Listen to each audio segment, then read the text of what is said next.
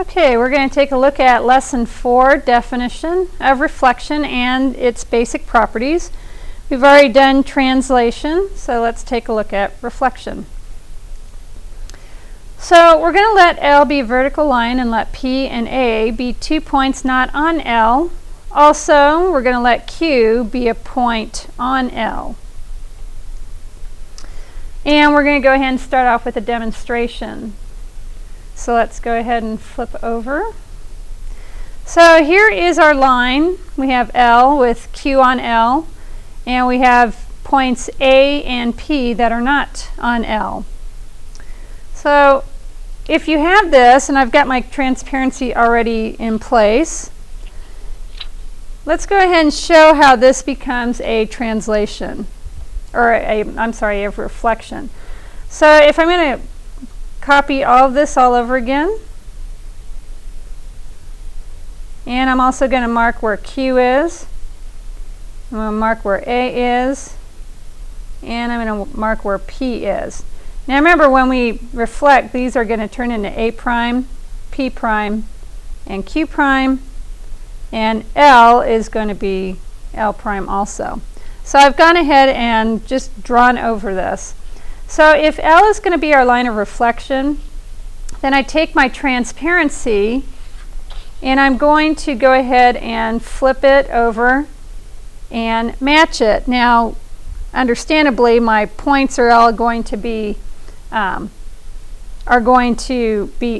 down, and it's kind of hard. So let me see if I can can't see my other point P here. So let me get some more paper. There it is. So if I reflect over line L, well, line L is still L prime, which is kind of backwards here. But notice what happens to P and P prime. The distance between P and P prime, the middle point, is the line. Notice what happens to Q prime. Q prime after reflection is the same, so Q is equal to Q prime. And again, we have a change of location from A prime to A. Notice that it is also equidistant to the line of reflection. So line of reflection changes points, the lines stay the same. So let's see how that works out with a definition. So we want to describe how the reflection moves points P, Q, and A. We already halfway did that. And pictorially, reflection moves all the points in the plane by reflecting them across L as if L were a mirror. So L is going to be called our line of reflection. A reflection across line L is also noted as reflection sub L. So let's go ahead and take a look at a demonstration of this. So here is our kind of the same thing. We have our line of reflection. We have a point on L, and we have 2 points that are not on L. So what happens when we rotate along L? Well, notice what happens to the points. They go to the opposite side, but they are still the same distance from L. So you can kind of see that. Okay? All right, let's go ahead and go back. So let's do exercises 1 and 2 on your lesson worksheet. Try those and then continue the video when you are finished. All right, so you should have done exercises 1 and 2. Let's go ahead and check your answers. So here is exercise 1. Reflect ABC and figure D across line L and label the reflected images. So this is called reflection of figure D. Notice how this is, notice how they answer this. If this is called figure D, then this is called the reflection, and then in parentheses, figure D. And this is L, the line of reflection. So L is equal to the reflection of L, because again, that doesn't change. And then we have our points. A becomes A prime, C becomes C prime, and B is going to equal the reflection of B. The point doesn't change because it's on the line of reflection. So point B and line L were not moved to a new location on the line under this reflection.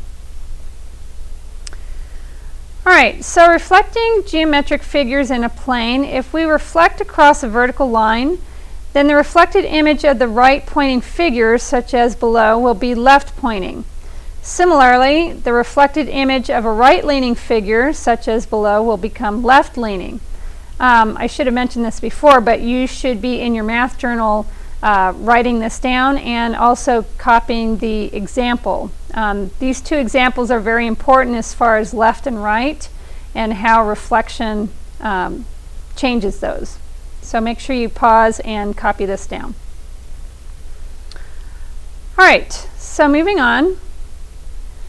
Observe that up and down do not change in the reflection across a vertical line. Also, that the horizontal figure T remains horizontal. This is similar to what a real mirror does. So we haven't changed flipping up and down, it's just mostly left to right because that is what we're reflecting across, is left to right or right to left. So a line of reflection can be any line in the plane. If we let lowercase l be a horizontal line of reflection, P be a point on the line, and T be a figure above the line of reflection, then notice what happens when we reflect. T prime goes below, point P stays on the line. So just as before, if we trace everything in red on the transparency and reflect it across the horizontal line of reflection, we see the reflected images in red as shown. So again, this would be right on top of itself, P would be in the same spot, and T prime. All right, so let's take a look at exercises 3 through 5. Go ahead and try those on your own, and once you've answered those questions, then continue the video. All right, so the reflected image across L, you should have the same thing. This is I prime and J prime on the circle, and the length, notice, is the same. It is still going to be 5 units. L is the same as the reflection of L. And for here, if this is A, B, C, then A prime, B prime, C prime. And notice that the reflection of the angles stays the same. And here are the answers to 4 and 5. The size of reflected image of angle ABC is 66 degrees. The length of the reflected segment is the same as the original segment, 5 units. And then for number 5, reflect figure R. Again, this is called the reflection of figure R. And notice what happens if a line or a figure crosses over the line of reflection, then they tend to overlap themselves. But notice G is to G prime, F is to F prime, and E is to E prime. So as with translation, reflection has the same properties. Precisely, lines, segments, angles, etc. are moved by reflection by moving their exact replicas on the transparency to another part of the plane. Therefore, distances and degrees are preserved. And that's hugely important to note that distances and degrees are preserved. You're going to use that statement a lot. A reflection maps a line to a line, a ray to a ray, a segment to a segment, and an angle to an angle, as noted in the previous examples. A reflection preserves lengths of segments, and a reflection preserves degrees of angles. So here in your math journal, let's go ahead and copy down this figure. Notice that we have P, and then we also have kind of a vector showing here to P prime. So if you copy that in your math journal. So if the reflection is across a line and P is a point not on L, then L bisects the segment P prime, joining P to its reflected image of P prime. That is the lengths of OP and OP P prime are equal. So we're talking about the segment between P and P prime. L bisects that, cuts it in half. Then we're talking about the segment just between O and P prime, that they are the same lengths. So these basic properties of reflections will be taken for granted in all subsequent discussions of geometry. A simple consequence of definition 2 is that it gives a more precise description of the position of a reflected image of a point. So we can talk about reflections of points with precision, not just some general, it's reflected across a line. So back to our example. Let there be a reflection across line L. Let P be a point not on L, and P prime represent the reflection of P. So here we get into changing our denotation. Instead of calling it reflection of P, we've stated that we're now going to call it P prime. So let the line P prime intersect L at O, okay, and intersecting means that it comes across it, and let A be a point on L distinct from O. So we have another point that is different from O as shown. Because of the reflection of PO, that segment right there, we end up with P prime O. Notice that it's not PO prime because O is going to be the same. So the only point that changes location is P to P prime. O stays the same. So this is important that you write this down correctly. So definition 2 guarantees that segment PO and P prime O have the same length, which we just talked about. In other words, O is the midpoint, the point equidistant from both endpoints of P prime.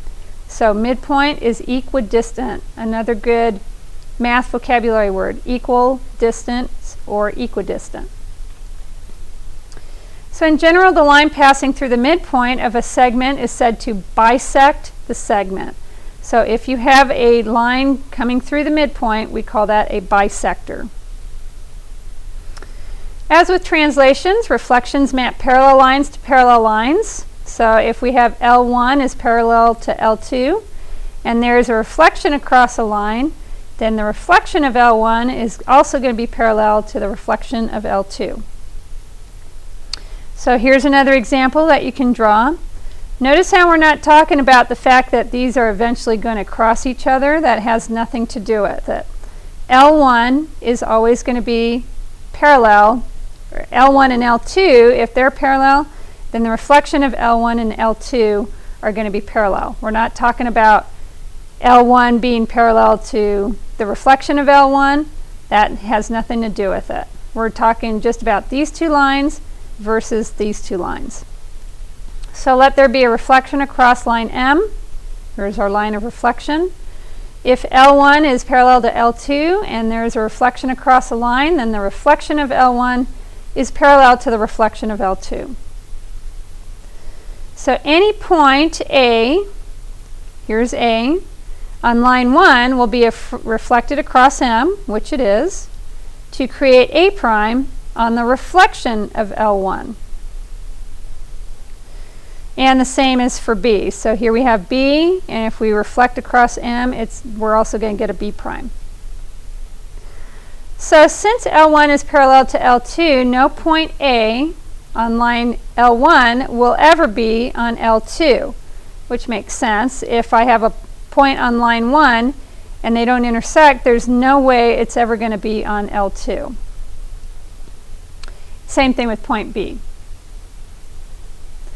The same can be said for reflections of those points. So since reflection of L1 shares no points, here's L1, they share no points with the reflection of L2, then therefore reflection of L1 has to be parallel to the reflection of L2 because they don't share any points, meaning that they'll never intersect, meaning that they are parallel.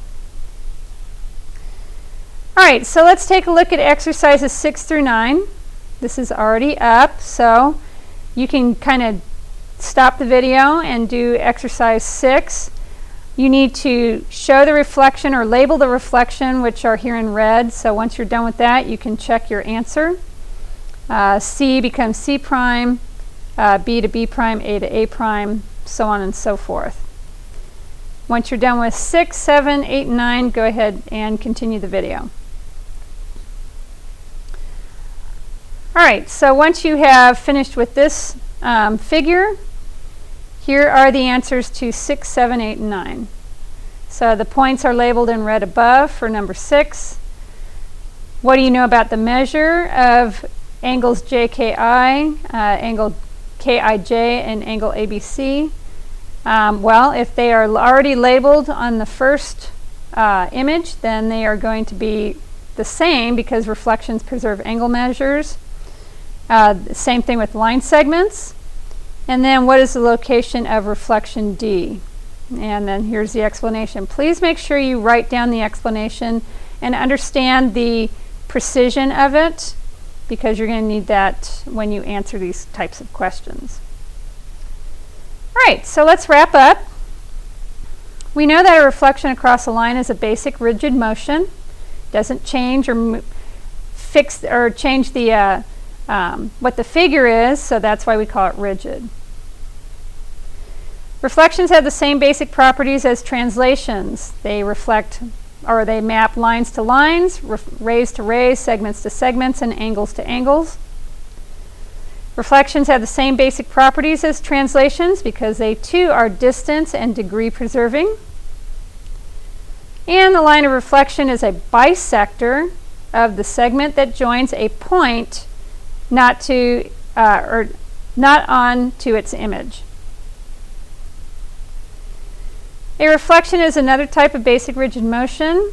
Reflections occur across lines, and that line that you reflect across is called the line of reflection. And where a point P is joined to its reflection P prime, the line of reflection bisects the segment between P and P prime. All right, we'll see you in class.